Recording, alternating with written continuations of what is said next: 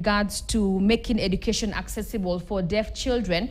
And statistics indicate that there are 200,000 deaf students in deaf children in the country, with only 10% of them schooling, quite a low number. And we're going to be having that discussions to fill in the gaps, why and what can be done to fill that gap. And this morning, I'm joined by one Rhoda Kabete, who is the CEO, Kenya Society for Deaf Children. Good morning, Rhoda, and thank you for joining us. Good morning to you, Grace.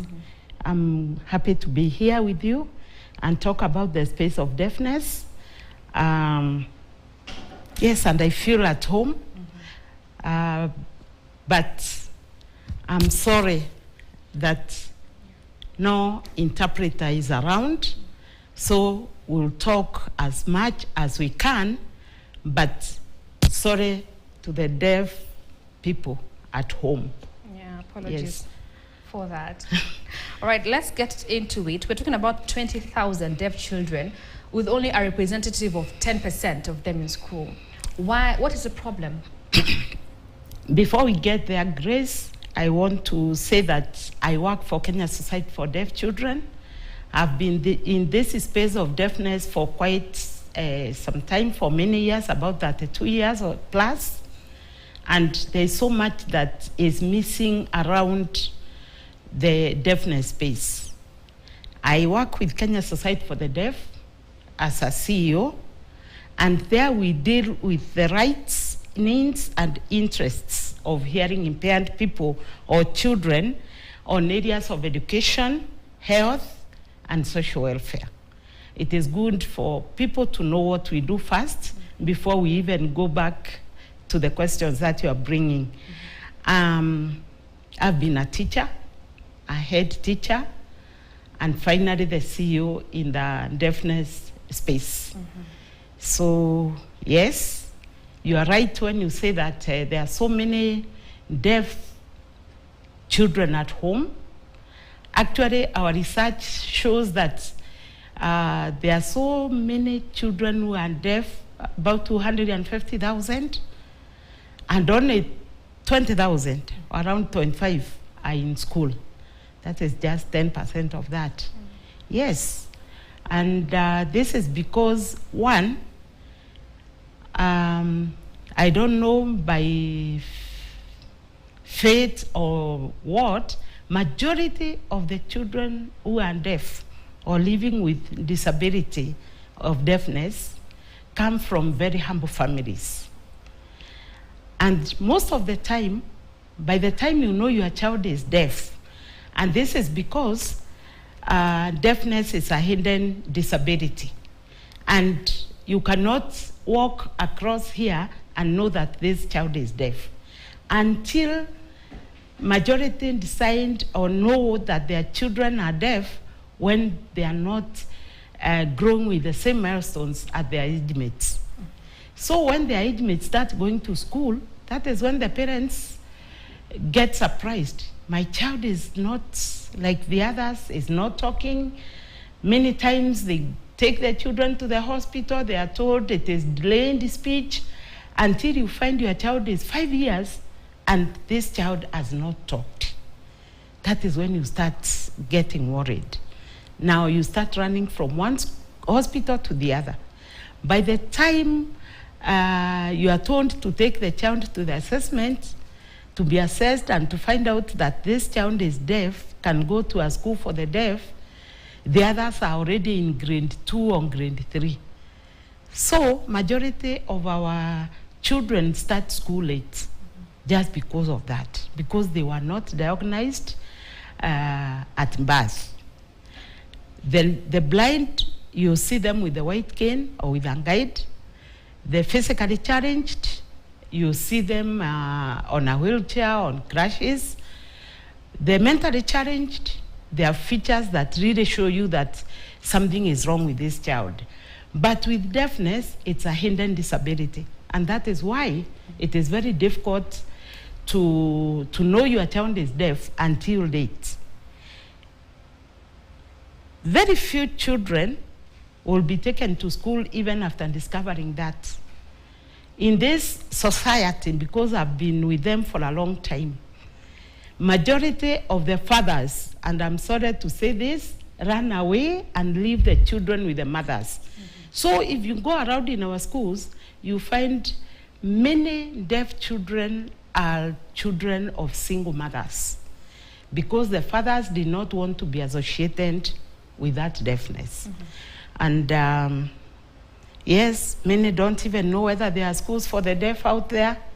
They are there, and I'm here to say we have around 141 schools for the deaf.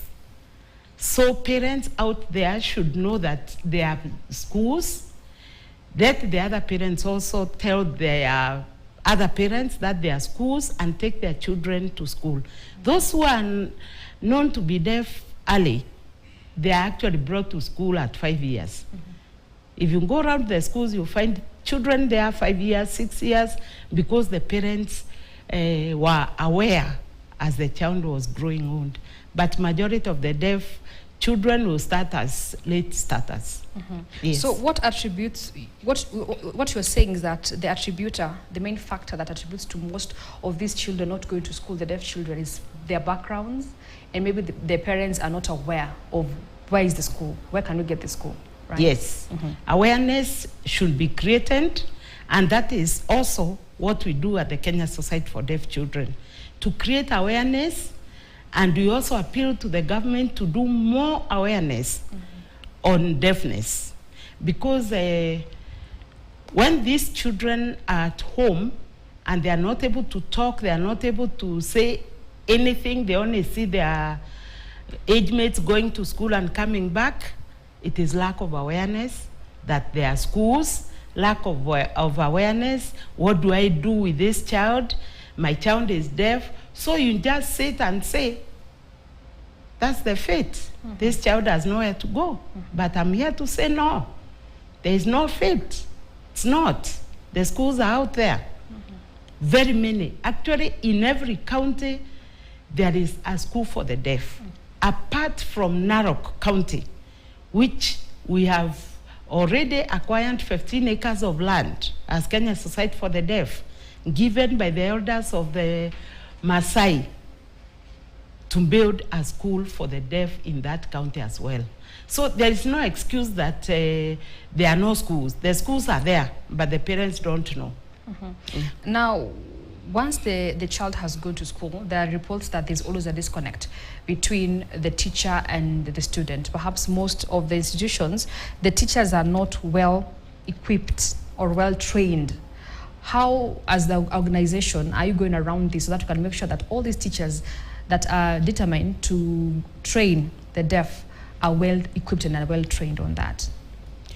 Grace, one, there are two reasons. One, if the teacher does not have the passion, then it becomes very difficult to teach the deaf. Number two, if you are going to that school for monetary gain, you will not teach the deaf well.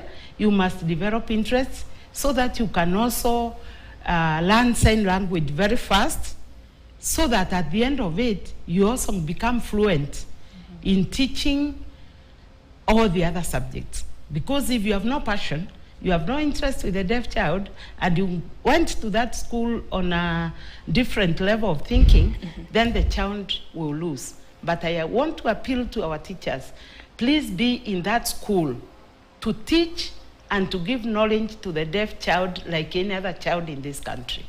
Yes. And also, some of the challenges that are faced in these institutions is lack of capitation. In 2021, the Kenya Society of Deaf Children urged the government to increase the capitation for institutions that deal with the children. Yes. Now, that is a big challenge. When there's not enough capitation, how does that even affect operations in such an institution that deals with fragile students? Thank you for that question. Grace, there is a lot that goes on in special schools. You cannot treat that child as a regular child. Therefore, capitation in these schools is never enough. And for example, I want to say the government has tried. They give capitation like any other school. They also give some special capitation for the schools. But imagine that school that has 3,000 students is given, say, 1,500 per child. That's a lot of money in that school. But our schools for the deaf will hardly get 200 students. The school that has the highest number maybe is around 250, not past 300. That money is given, the same money that is given to the 3,000 students school is given to the school for the deaf, school for the blind, school for the mentally challenged. When I say that, I'm talking now as a person who has worked with people living with disability and especially children. Our children are very few. So we have urged the government to look at the primary schools of the deaf and other disabilities just the same way they look at the day schools, day secondary schools. That is, give that capitation to the child so that also the teachers in these schools can be able to work with this money. Because what they are given cannot even pay a watchman.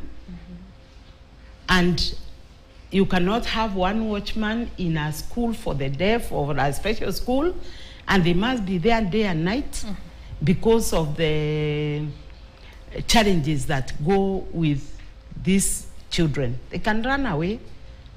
You can't all live and run after that one child, the other children left in school. So capitation actually should be increased with a view to be able to run the schools. Yes. And when we talk about inclusion of the deaf to the PWD's conversations, does it mean that most of the time they're sidelined from such conversations? And what would you appeal in that regard? I would say they are not excluded as such, but due to conversation barrier or the language barrier, that's why the children who are deaf, even persons who have grown, they look like they are sidelined. Because it is time that this government puts emphasis on all schools, even the regular schools, to learn sign language. And when everybody has learned sign language as a subject in the school, at the end of the day, the deaf child will also be included. Because wherever they go, they will be discussing with even the hearing counterparts because they have also learned sign language. So I would appeal that more people, more children, more parents join sign language classes, and that sign language be taught in our regular schools, even as an elective subject. Our constitution has put sign language as one of the languages in Kenya. We have Kiswahili, we have English, and we have sign language.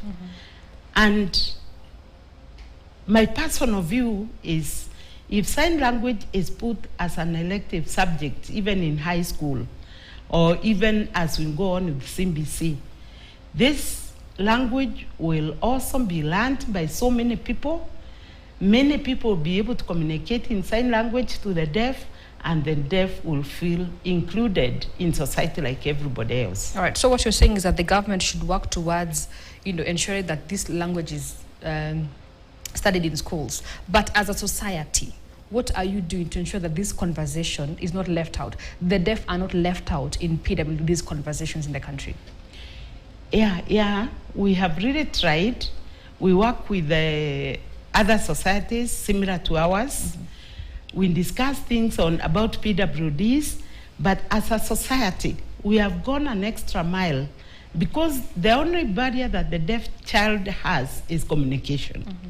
We've gone out and reached so many parents. We have trained about 70,000 parents in sign language, and we also appeal to them that they also come when we have classes in their counties. They should also come to refresh. They should bring their other children so that this child can have siblings who can sign with them. And therefore, we have moved that extra mile. We look for donors to give us funds to train. Like the last training we had was in Mombasa in August 2023. And we had encouraged parents to do cost sharing so that we can have as many as possible. And we also appeal to the other counties and other regions. If they can bring themselves together and we do cost sharing, then more people will be reached by sign language classes, and then the child will be included. Yeah, it really looks very bad when the child goes home and wants to tell the mother something, especially our girls.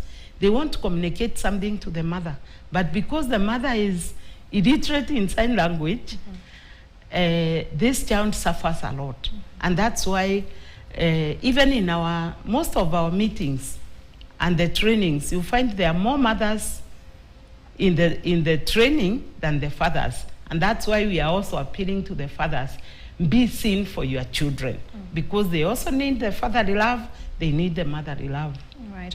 From that challenge, and as a society, of course, you've interacted with these children, you've done your research. What are the challenges that these children undergo in schools that makes others that are not in school even fear going to school because of certain challenges? What I would say is that the gaps are many that make the deaf child fear going to school. One, if a deaf child is taken to a regular school to be included, but we advocate for inclusion.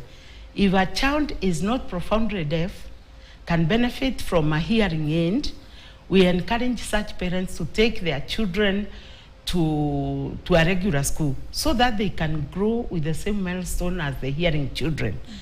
But if there is mistreatment in those schools and they see the other children are being beaten or mistreated, they fear going to school. That one I can tell you for sure, because they say they don't like being beaten.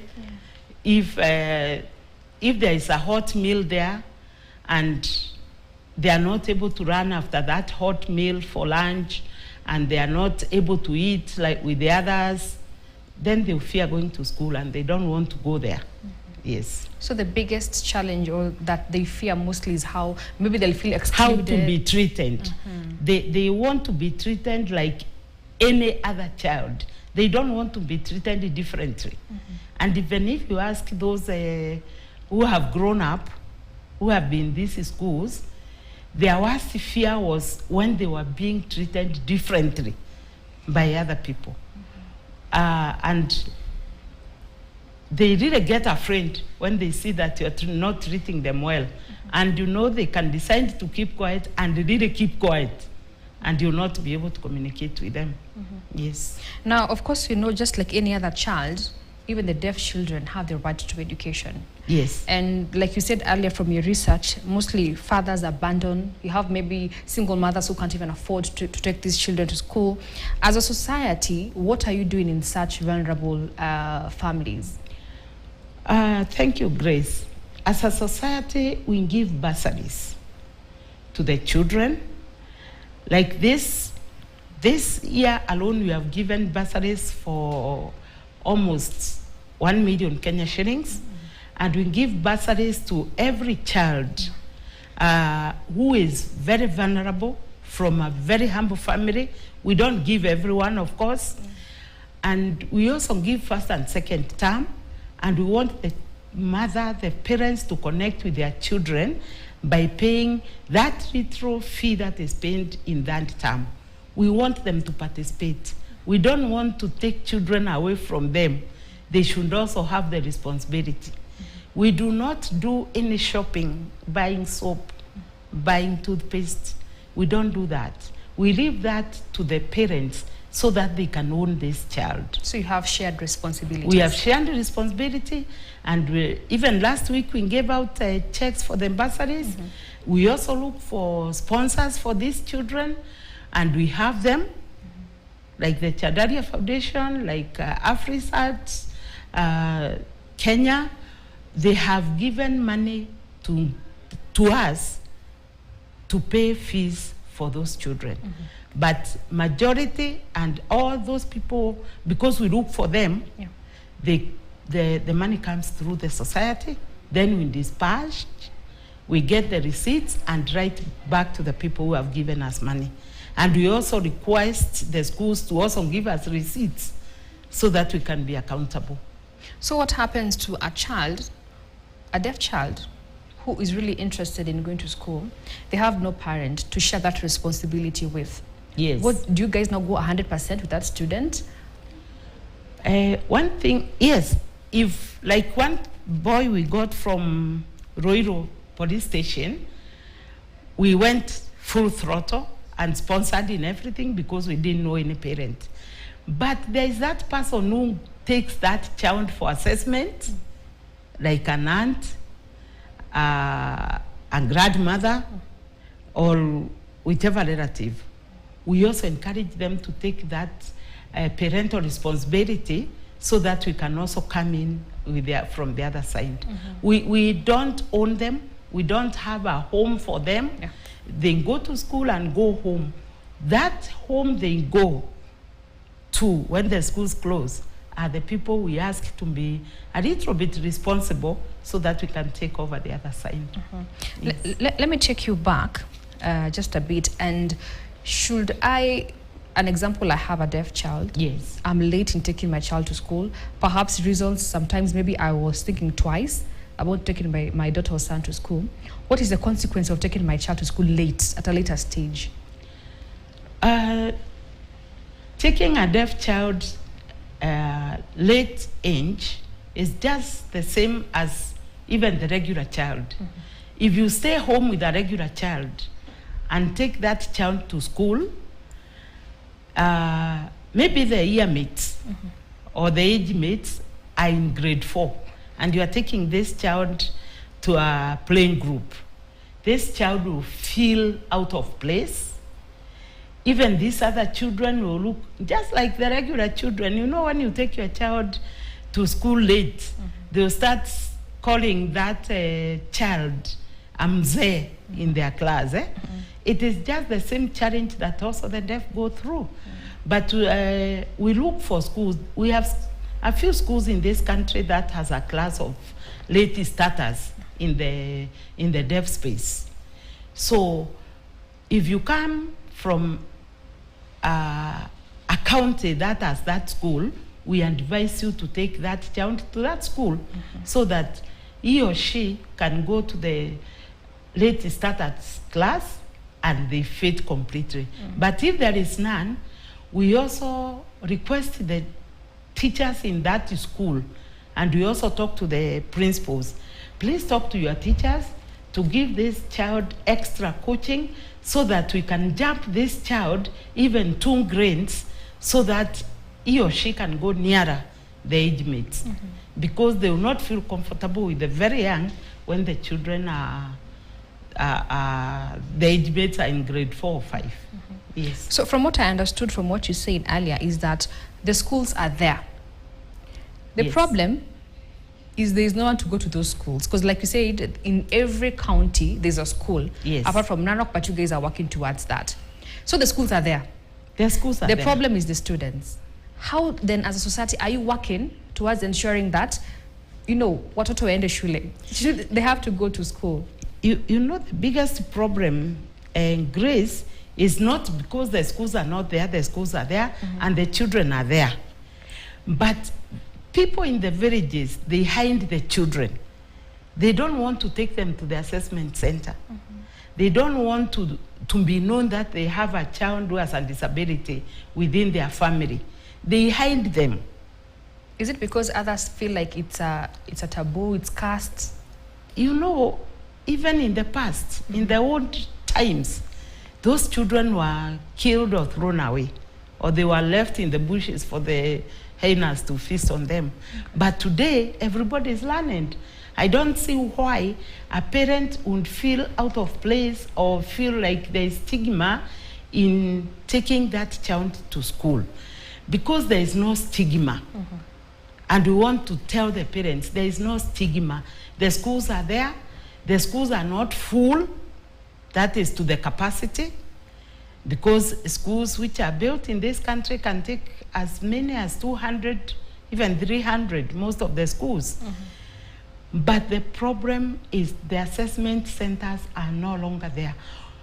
And the ones which are there are not able to reach everyone. Because when the assessment centers were really active, and I would appeal to the government to make the assessment centers more active. They were going out, they were going to regular schools, they were talking to during a parents' meeting, they talked to the parents, they talked to the staff, they talked to the other children, and I'm telling you, the children would say, we know of a child who does not go to school in our village. And you know, that's how we were getting the children. But today, when they are not really active, there is nobody to go in the village. The assessment teachers used to go in the village, right inside, to the chiefs barassas to talk about deafness, and to talk about schools, and to talk about any other disability that any child may have. Don't hide your children, bring them out, let us take them to schools, the schools are there. And therefore, as a society, we are even intending to buy a mobile clinic so that we can be able to go to reach the ones who are not reached. Because they are there, very many, and we can assess, we can go to the counties and ask our teachers in those schools to come out with us for assessment. We tell chiefs to call barassas for us. That's how we can bring the children to school, because there are many and the schools are there. All right. Yes. Hold on to that thought, because when we come back, we're going to be discussing about maybe the stages and the steps once you take your child to school, what they learn and all that. But first, we're going to take a very short breather here on KTN News Center. Bear with us for more.